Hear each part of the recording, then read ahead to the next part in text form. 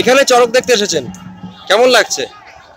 সর্বপ্রথম বলছি, বাংলা সংস্কৃতিতে আমাদের পূজা পার্বণ একটা আমাদের দৈনন্দিন জীবনের একটা বিষয় হয়ে দাঁড়িয়েছে।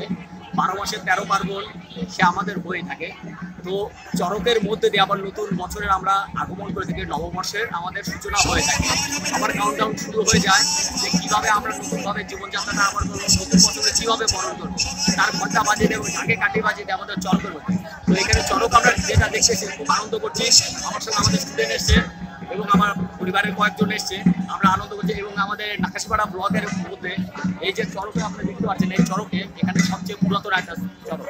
যতটুকু আমার জানা আছে এখানে 50 থেকে 60 বছর হলো এখানে চড়ক পুজো করা হচ্ছে এবং নিয়মিত নিষ্ঠা সহকারে এখানে সন্ন্যাসীরা যেভাবে সংযমের মধ্যে দিয়ে তারা পুজো করে এবং বিশেষ করে ভোলানাথের আরাধনার মধ্যে দিয়ে চড়ক পুজো করে। এবং এই সময় তারা কি করে নিরামিষ ভোজন করার থেকে শুরু করে এবং পার্শ্ববর্তীতে একটা সুন্দর একটা পরিবেশ তৈরির মধ্যে দিয়ে তারা চড়ক পুজো করে। আপনার নাম? রূপম সাহা।